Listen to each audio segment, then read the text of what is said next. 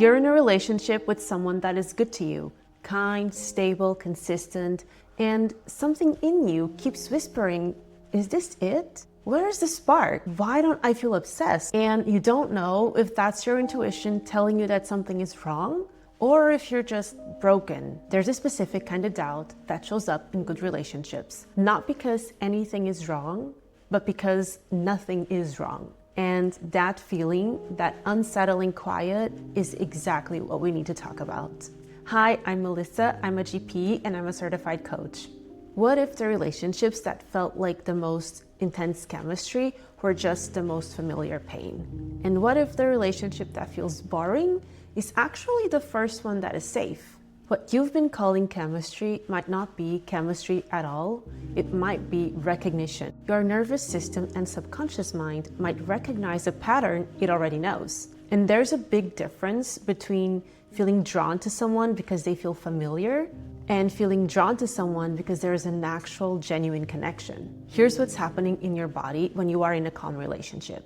Your nervous system has a baseline. And if you grew up in an environment that was unpredictable, intense, or emotionally chaotic, that baseline is activation. That is what feels normal, and that is what feels like being alive.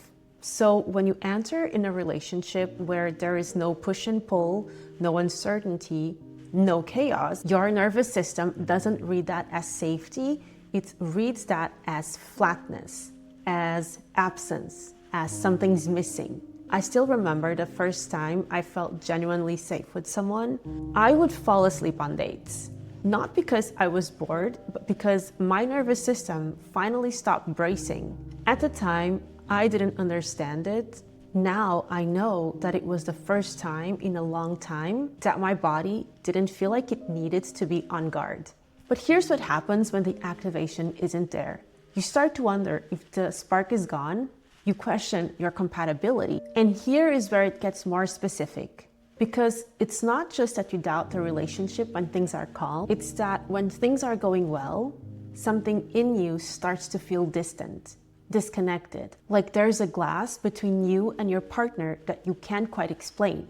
And when that happens, you can't name it, you can't trace it back to anything concrete. So you sit with this restlessness that builds quietly underneath the surface. And because you were never taught how to regulate that feeling, how to stay with it, how to name it, how to express it, you repress it until it needs a way out. And the way out, it's usually in the form of a fight. Not because anything is actually wrong, but because intensity feels like closeness when that's what you grew up with. The argument creates emotion, emotion creates connection, and connection, even through conflict, temporarily relieves that feeling of disconnection. What's interesting is that the disconnection often starts with something really tiny. A micro shift in your partner, a slightly different tone, a moment where he seemed distracted, something so small that your conscious mind didn't even register it. But your nervous system did, because your nervous system was trained for years to scan for the earliest possible sign of a threat in a relationship. And that sensitivity didn't just disappear. For most people that grew up in unpredictable environments, nobody ever taught them what to do with it. So it does what it always did. It braces, it scans, and when it finds something, it sounds the alarm. So the fight isn't really about the fight.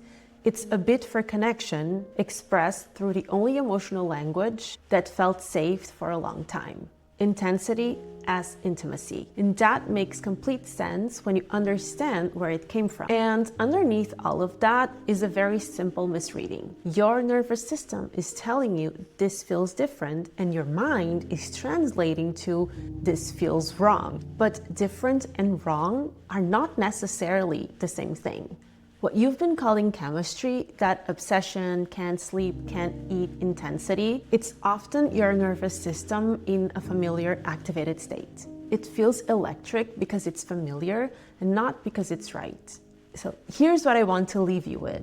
Calm love has its own kind of chemistry. It's quieter. It doesn't announce itself the way chaos does. It doesn't pull you in with intensity or keep you hooked with uncertainty. It shows up differently, as ease, as not having to perform, manage, or shrink, and as being, maybe for the first time, completely yourself, the good parts and the difficult parts, and being loved anyway.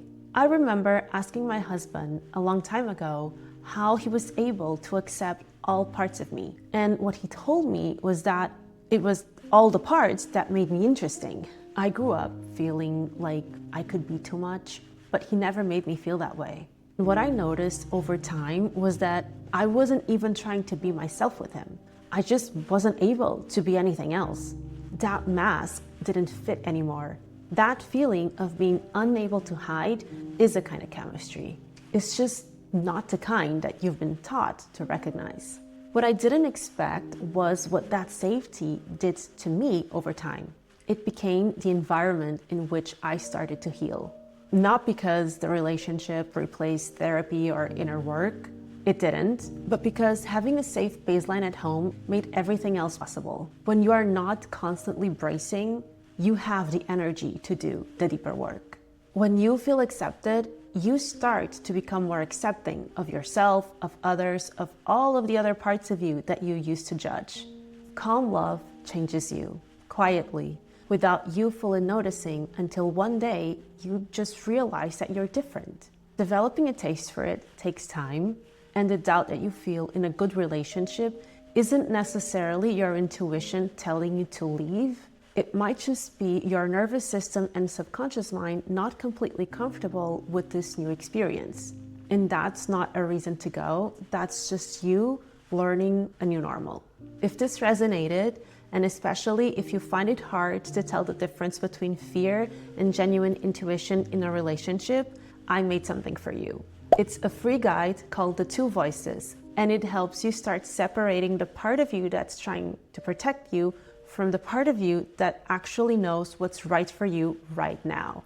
The link is below.